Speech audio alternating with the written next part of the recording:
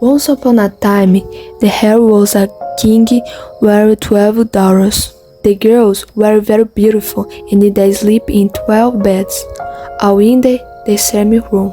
When the princess went to bed, the dolls were tingling closed, but every morning their shoes appearing within were solace, as if they had been dancing all night.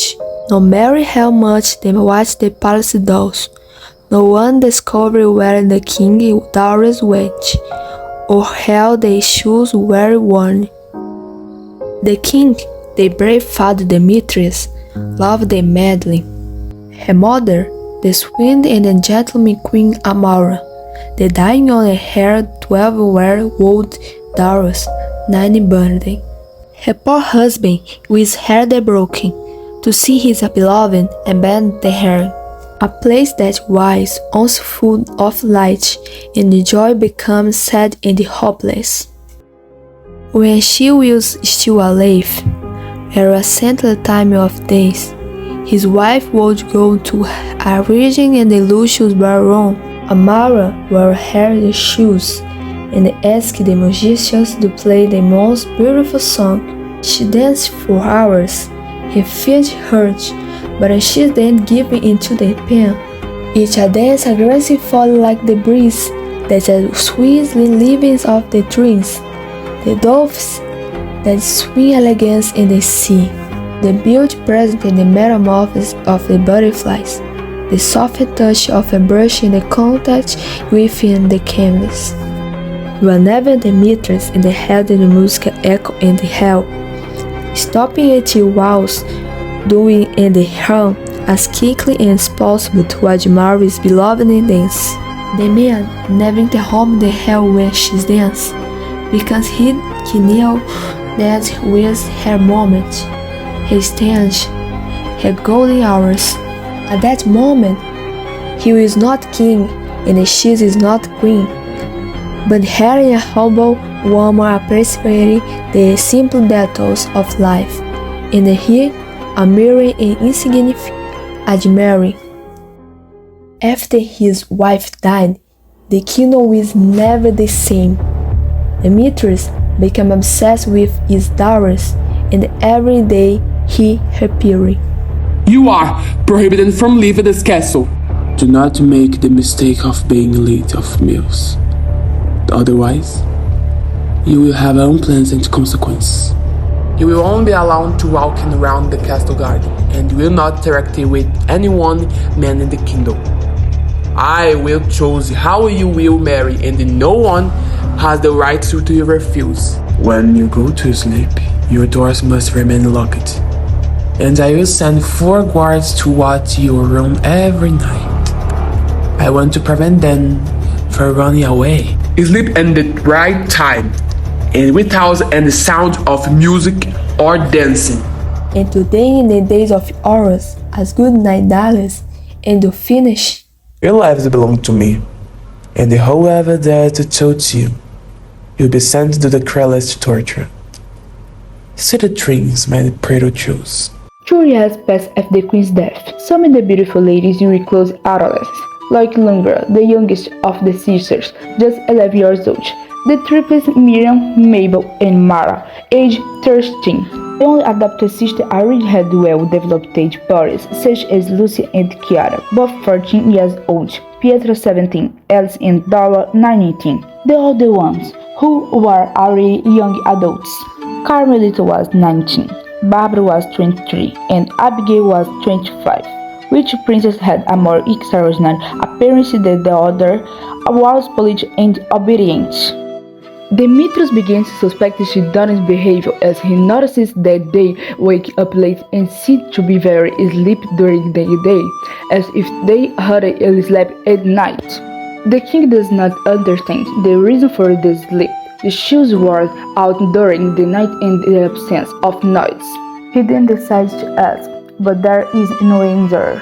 Demetrius is furious and decides to be even distracted. What booming voice have forbidden the princess from leaving the room and orders the guards to burn all the village shield in front of her daughters, so that they immediately understand that they belong to him. Mabel, one of the triplets, felt enormous sadness in her chest and burden in the tears. Carmelita, one of the sisters, approached her father with shuddering her eyes and says, Let's go. Why you do threats use like prisoners? Look at Mabel. Points to his sister while looking at his father with an angry expression. You despicable monster. Made my poor sister cry. Demetrius approached Carmelita, holds her chin and looks at her sad face. His father effaced expressions and he speaking in a cold voice. It is just to serve as an example, so that they learn never to disobey me again. At dusk, the king goes to his daughter's room and when he opens the door, he becomes confused and furious. Father, Alice, one of the 19 years old adopted sisters, started well speaking. it's not what you think. We just found these things in small room. Her father realizes the lie is he knows they don't usually leave the room. They are prohibited from leaving at this time. Shut up! Demetrius interrupts his daughter's speech. I've already explained the rules, and I don't let anyone go in your mother's room. The king is furious. He looks at when the bed shield on the bed, works over and picks it up. He looks at the bed shield with anger in his eyes and pain in his heart. Don't touch your mother think. I was dominant to have in my life. Demetrius continues to stress over every word said. Alice remains silent as she waits where Father August.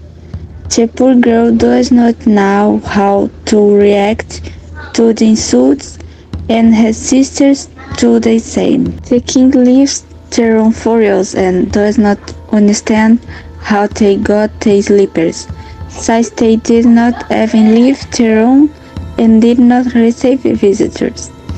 Then he told that the guards had given the slippers to the princesses.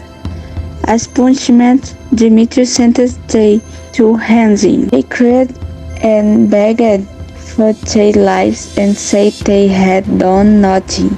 Unfortunately, it has no use and the king ordered them to call the princess to see the execution of the boys. The poor maidens claimed that they had done nothing, that they were innocent. Tell me how you got the shoes. A few days passed and the youngest sister, Lombria, told of a plan to get her father to let her talk around the garden.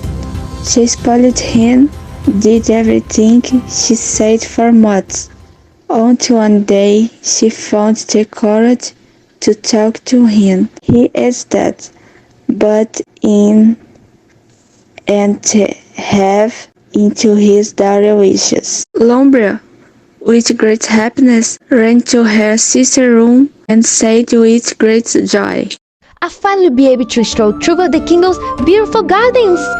Everyone was impressed and happy. When the afternoon arrived, Lumbria went to the garden and took long walks. Tired, she sat down near some bushes and rested for a few minutes. But something terrible was about to happen. A poisonous snake crossed the castle walls and approached the girl. As a form of defense, attacked her. The girl felt terrible pain and fell. A while passed. Night came and no Lumbria. The sisters began to get worried about the absence of their youngest daughter, and they went to inform the king.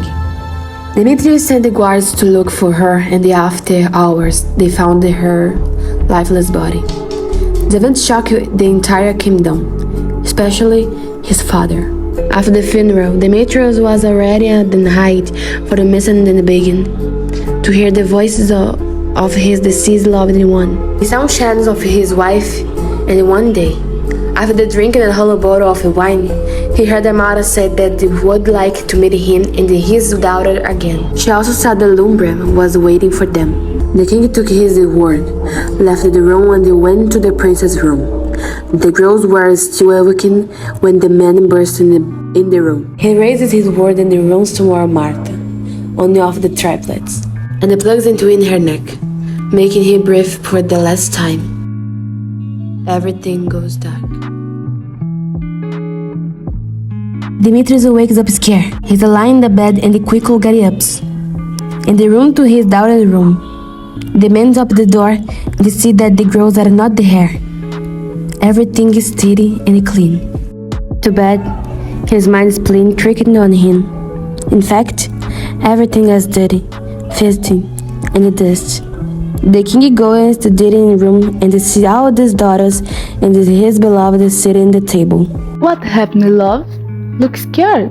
Amara said with her sweet smile. Just a dream, baby.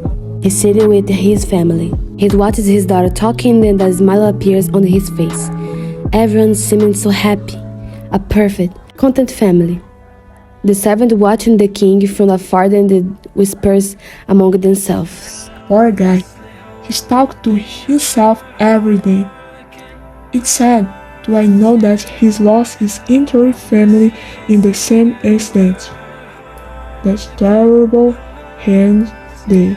Demetrius longs and talks to the painful nothing, instead of his daughters. The shoes, the wear-reading wear on the chairs, and the poor king, deceived by his mind, continues talking.